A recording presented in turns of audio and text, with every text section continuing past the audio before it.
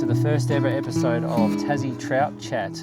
Today I'm down here on the banks of the Derwent River, just up from Bridgewater near Hobart, and I'm chatting to Plinio Taurian about sea runner fishing in the Derwent River. So thanks for joining me today, Plinio. Just wondering if you could introduce yourself and tell us a little bit of your experience and time here fishing the Derwent. Yeah, thanks. Thanks for the invite, mate. Look, I'm born and bred Tasmanian, but came back here 20 years ago and located myself in Hobart, and pretty much spent every sea runner season, the spring period, on the Derwent. So that's sort of how I got to be fishing the Derwent, so much. But born and bred Tassie trout angler. That's just what I specialise in these days because It's convenient. Yeah, nice. Today we're just going to be chatting about sea runner fishing here in the Derwent, and I guess a lot of what we're going to be talking about today will be applicable to other areas of Tasmania, because we do get sea run fish that do come into other estuaries around the state. But just to start with, I thought it'd be worth taking a moment just to clarify what we mean by sea run trout or sea runners. I think it's a commonly used term, but perhaps not everyone might actually understand what that term means. So I just wonder if you could run us through that. Yeah, I think there's a few misconceptions about what is a sea runner, but what we call the sea run trout is a brown trout variant. Some of those trout, river browns, get the taste of the salt and do what is innate in their makeup and decide to make a run for the ocean, mainly for food purposes. So they're basically a sub-variant of a brown trout, but still a brown trout. And then they'll return seasonally for spawning and feeding opportunities. So when we talk about sea runner fishing here in the Derwent, we often talk about the season that sits around that. So in your opinion, given your experience fishing this system, is there a defined season for sea runners here in the Derwent? Yeah, it's definitely, there's a predominant spring period and just before that, I suppose. So it really does coincide with the start of the brown trout open season in the first weekend of August. You've pretty much got sea runners available in good numbers from the kick-off of the season. Derwent, of course, is open all year round up to the New Norfolk Bridge, so you can even get started before that. But the best of the season is normally September. But you do get year-to-year variations there, a bit later, a bit earlier, as with most things. Yeah, so we're filming this in mid-August now, 2026. So really, we're just at the start of that sea runner season or movement into the system here. Yeah. Yep. So we're just at the start now. A really good showing of fish this year. Every year is different. You get different cohorts of fish that probably match up with, batches of fish that left the system, depending on how many there were each year. Yep. And so on a year-to-year sort of basis, the numbers are a little different. Luckily, this year seems to be quite a good year. Good year. Yeah, it's good to hear. So I'm a northern-based angler. I mean, I do work for the Inland Fishery Service, so I am in New Norfolk a lot, but I haven't spent a lot of time on the Derwent fishing. And to me, I find it quite daunting when I do attempt to fish down here. It's a really large system, lots of different habitat types, and heavily influenced, I guess, with water flow coming down and the tidal cycles. So for me, I find this quite a daunting prospect in terms of chasing sea runners. For people who are just starting out and maybe want to target a sea runner here in the Derwent, what are some of the things you might be looking for, or best places to start when you're thinking about these fish? It is a big arena, isn't it, the Derwent? Yeah. You can catch sea run trout from the CBD area right up and past the pure freshwater influence above New Norfolk. But your best zone is from Bridgewater to probably Sorrel Creek sort of area, which is between New Norfolk and Bridgewater. So that is the sort of like middle ground, for want of a better description. Yep. So if you're starting out, as with most things, it's best to sort of stick to the main area and then branch out from that later on. So thinking about the Derwent system and thinking about timing of when to try and target these fish, are there any particular times of the day that you might find more productive, or times of the tidal cycle that you think work best? Yeah, I mean, look, trout are trout. Early and late in the day is always good, but it's considered the best tide is the start of the run out but a lot of spots work well with high water. So focus your initial efforts on high water scenario. Look for those, 1.2, 1.3 high tides. They that little extra 100 or 200 mil of water gives you some really good access to the backwater areas as well. Yeah, so that's the bait, short and sweet, but stick to that and you'll do well. Yep. So again, thinking about the Derwent, I mean, having access to a boat is probably going to be an advantage when targeting these fish, but there are a lot of shore-based opportunities when chasing sea runners. Are there any particular tips you'd give to shore-based anglers in what to look for when, I guess they might be limited with where they can actually access the river, but I know these fish do get caught often hard up against the shore. They're in there chasing bait fish, etc. So any tips and tricks for the shore-based angler? Oh, look, waders are essential.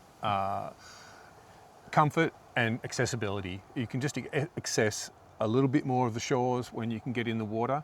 Also, retrieving lures, and it sort of, fishing functions better once you're out in the water. So yeah, definitely you'll need some waders. A pair of waders? A good pair of waders is very, very, very important. Yep. Yes. Yeah, particularly in Tassie, we know the water's cold. So it's cold, and you can layer up under there. It's just, I keep everything in a bin, my boots, my net. A good landing net too is essential bit of gear. Yep. A, for fish care, there's a lot of, splendid fish you'll catch in the Derwent. Yep. And I tend to release the really good looking fish just because it's good for the fishery. Yeah, a good net, sorry, for fish handling. Net. Yeah. And thinking about the tackle too, without going too much into specifics, but is there a particular setup that you like to use, leader, like when you think about leaders and how you put together your leaders, and the types of lures that you find work best here in the Derwent? Yeah, everything's sort of in the same bracket. We're looking at, small bait fish imitations around that sort of 60 mil, 6 centimetre sort of length. So the two basic offerings with sort of often throwing is a shallow minnow, just because it fits the shore profile where you're fishing. It's shallow up against the edge, and you want a lure that you don't have to sort of work too hard with. It's gonna fit. I often explain it as a good fit. And light plastics as well in the same size.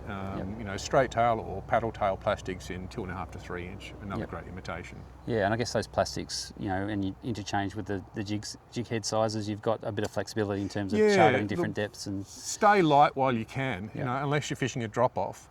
That's one good thing about soft plastics is you can really plumb the depths with them as well if you need to. But come right back in the weight if you're using soft plastics in close where it's shallow. And the Derwent, and I know you're a very passionate black brim angler as well.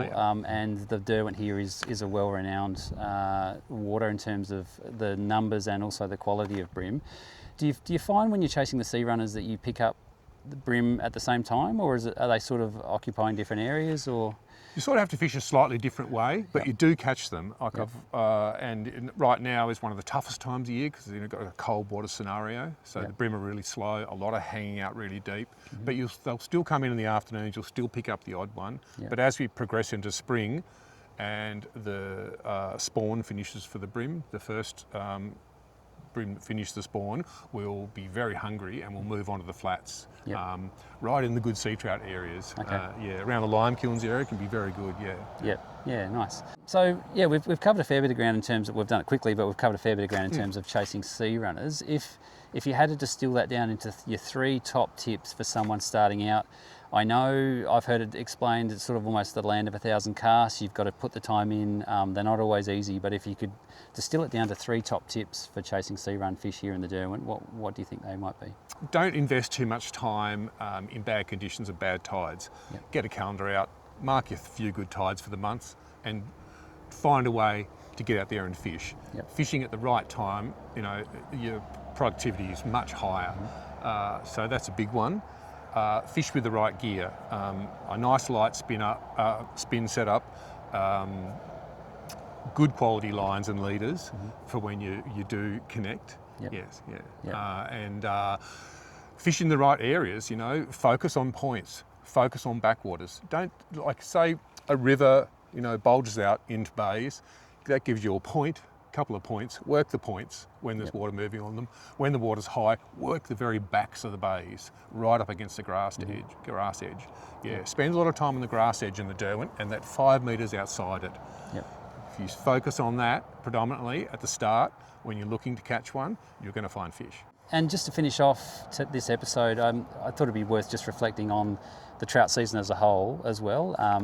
So the 26-27 season has just kicked off. It started on the 1st of August, but I just thought if you could perhaps reflect on last season, some of the highlights for you as a trout angler from last season. What are you hearing so far this season, and what are you looking forward to as the season progresses? The big improver for me last season was spending time back on the northwest, which I grew up on. Oh, yeah. And I had probably one of the best days fishing I've ever had. Yep. I do know where to go, you know, I know that sort of Blessington area quite well. It's a good area. But the river bounced back after the cormorant issue that we've had has, like in the past, has been very strong. And this year, early results in the trout season have shown that as well. So yeah, it was the northeast for me last year, and this year really the success has been on the Derwent. So it's been a really nice cohort of fish. A lot of fish around that 1.5 kilo size in the sort of bigger bracket, and a nice sprinkling of 60 centimetre plus fish, which can weigh, you know, 3.5 to 6 pound if they're Nice in fish. good nick. Very nice fish. Yeah, so lots to look forward to as the season progresses. Yeah, lots to look forward to, but there's been some great reports from all around the state. It's really nowhere's missing too much out on the benefit. I think, you know, it's disappointing when people see a lot of trout numbers disappear to cormorants, but people have to understand there's a strong bounce back. I've been through a couple in the past, and it's always been great fishing in the years preceding that, the years following that. Yeah. Well, thanks, Plinio. I think there's some really good information there about people who are just starting out and wanted to target a sea runner. I'll certainly put some of what you've passed on to hopefully good use this year. Thanks for your time, and best of luck for the season ahead. No worries. Thanks, Ryan. Cool.